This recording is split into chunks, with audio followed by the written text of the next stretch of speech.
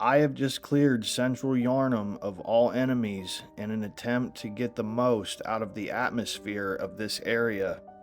I'm not here to analyze every piece of lore. In fact, I specifically try to leave some of my most loved games a bit open ended. I don't choose the path of necessarily figuring out every moving piece of the game. This leaves me with a sense that I can always come back to these worlds and find something special I haven't noticed before. Join me on an atmospheric walk through one of video games' most iconic areas and let's see what kind of curiosities we can discover. If you'd like to be in the club of my first 1,000 subscribers, hit that button. Let's begin in the first floor sick room. The first thing I noticed is it feels like very bad things have happened here for a long time. What stuck out to me was an ominous ringing in the air similar to tinnitus, but layered in an unnerving way.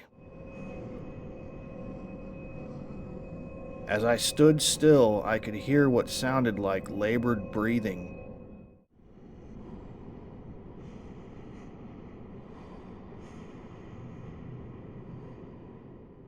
This was chilling, as I have never noticed this before. It started once I stopped in what looks like the experiment room where they would give blood ministrations. Everything in the room is very expensive looking, from the chandeliers to even the tables the patients would be bound to. The sound of your footsteps on the decaying wood evokes a primal unease.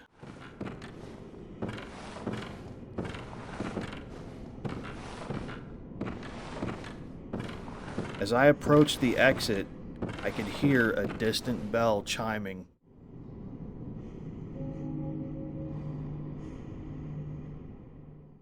Upon exiting the clinic, I found myself among a small graveyard. Could these have been the patients that went wrong? Maybe the doctors themselves? The presence of the statues and an eroded stone circle in the center gives a ritualistic feel. It's in this area you first hear the sound of a breeze rolling through the streets. There also seems to be the sound of thunder as if a storm is approaching.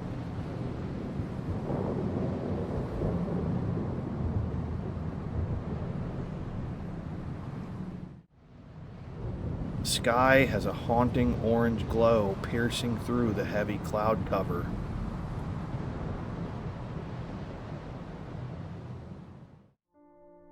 Leaving the gate, you see the sun setting through the arches of a grand bridge, and it demands a pan of the camera at the surrounding architecture.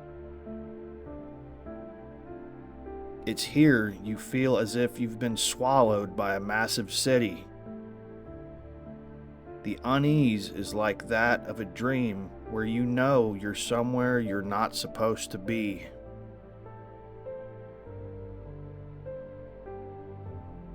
Upon pressing forward, you'll notice several abandoned carriages accompanied by decaying dead horses. It makes me wonder what led them to what seems like an instant state of death or incapacitation. It suggests that life as these residents knew it had suddenly just stopped. Reaching the top of the first ladder you encounter in the game, the sound of the wind had become like a menacing roar.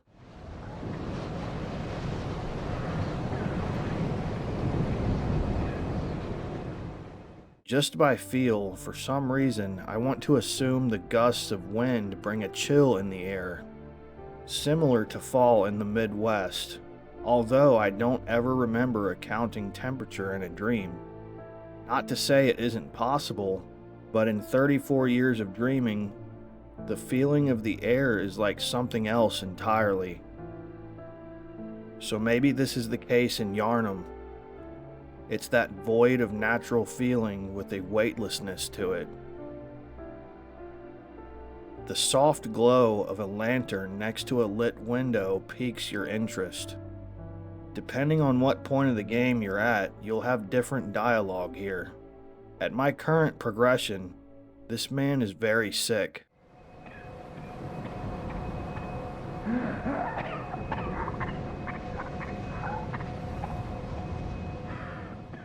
Upon approaching the window, he only cares to say, Don't you worry about me. he knows his fate. He almost seems to be embracing it.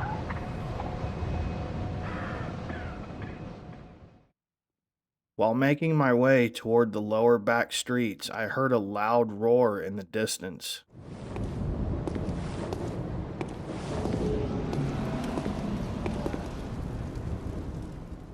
This creature sounded massive. What could it be? Someone who has succumbed to beasthood within their residence? The cleric beast is dead. Where is this coming from? Caskets and dead bodies are everywhere and more abundant as you get into what appears to be a once bustling main street. I noticed a person who had transformed into a beast being burned at a stake. You could only imagine the smell in the air from the rotting horses and burning flesh.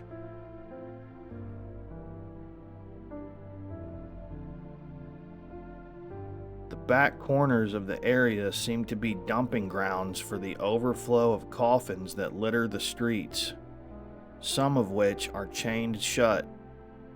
This gives me the feeling that maybe some of these people were accused of being afflicted by the scourge, so they enclosed them alive. The coffins chained shut seem to all be much more intricate and expensive by design, as opposed to the easily breakable, plain wooden ones scattered about. Was this a sign of social status, regardless of still yet being treated as a monster?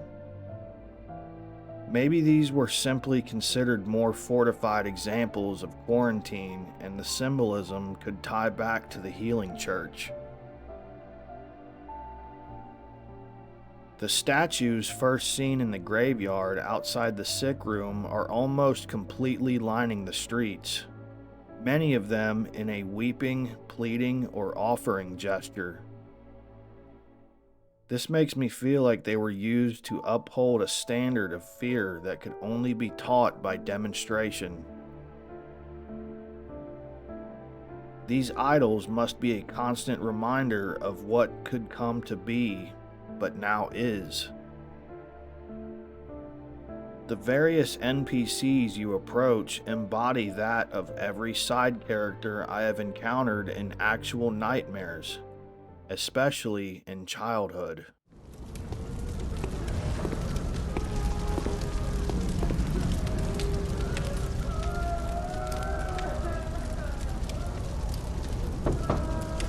Are you that outsider? Well, sorry, but I don't want anything to do with you. Trot along, will ya? Either they aggressively refuse to help and snap at you as if you deserve what's coming, or they laugh hysterically, seemingly at the thought of knowing what's going to happen to you. I don't reckon you're from round here. Well, stuck outside on a night of the hunt. Oh, you poor, poor thing. One door had a man tell me to just go away, but if you linger at the door, you can hear some sort of work being done.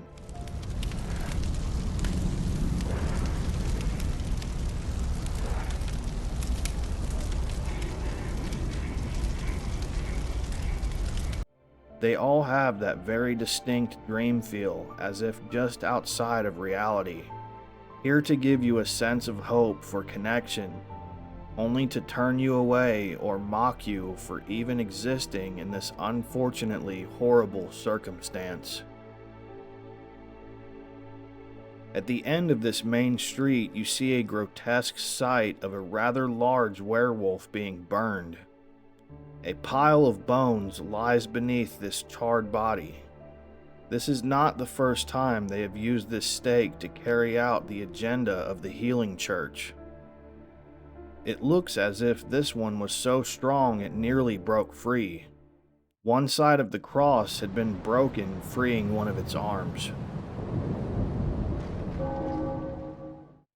Just ahead lies a big door leading to what looks like the town square. The door was being beaten on, which instantly struck me as very odd. I had killed everything in the area. I looked on the other side and nothing was there as expected, and the chaotic knocking suddenly stopped. It feels like residual energy only witnessed by one side of this door. Did someone want out or in? In the center of the town square is a large metallic statue with 4 people depicted as pleading. They all face outwards in opposite directions in a circle around a large urn-looking piece. This feels like symbolism, as if they are asking for mercy from whatever is either physically or spiritually surrounding Yharnam. I noticed in those general directions there are towering structures that overlook the area. I would imagine this is where the royalty of Yharnam would look down on its residents as the unthinkable took place. This brings us to an alley where many steel cages are stacked containing what used to be the residents' dogs. While hearing the sound of laughter from behind me,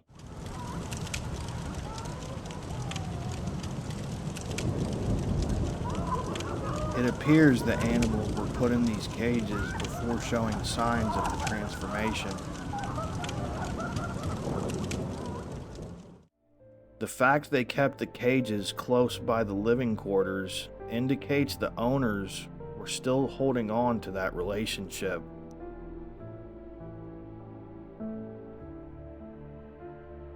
We now descend lower into what seems like an import dock for goods.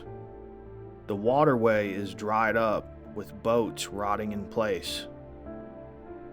This hasn't been used for some time. We still see so many barrels and bags of goods throughout the area. It's as if these supplies were kept from the residents entirely, to be saved for the more fortunate while the rest starved and slowly fell victim to the scourge. A slow and cruel departure from civil consciousness until death or beasthood. The energy here is evil. It has whispers in the air similar to what I heard in the sick room. What else happened here? After leaving the supply chamber, you are greeted again by the howling wind. You are able to descend even further down, now into the dried up waterway. Only enough water remaining to cause a splash upon walking in it.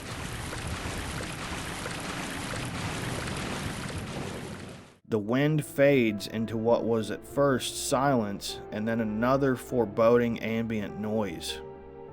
It's like a distant hum from the wind above, and for the first time in this area, I very faintly hear what sounds like a baby crying.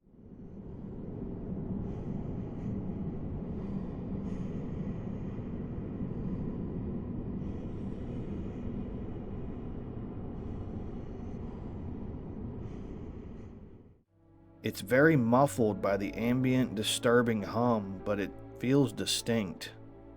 If you walk and make noise, it all fades away. Only in stillness does this ominous pressure begin to build. I stepped foot outside the tunnels near a ladder to go up, and everything became totally still. The tunnels themselves, or the water that was once there, is holding something we can't see. I reach the top of the ladder near the tomb of Odin. Looking down the bridge leading back into town, I get a real sense of this place having a presence entirely of its own. It's beautiful and at the same time evokes a feeling of dread. I honestly feel a bit uneasy as I'm writing this. I let myself really go there, and I think we've made some interesting discoveries as well as raised some questions worth looking into. It's without a doubt that Central Yharnam has a heavy darkness flowing through its streets. It's unnerving but fascinating. This is only the tip of the iceberg, though. It's similar to those beginning stages of sleep. I look forward to pressing on with this idea and falling deeper into the madness. I appreciate you sticking around until the end, and I will see you on the next video. Sleep well, and always fear the old blood.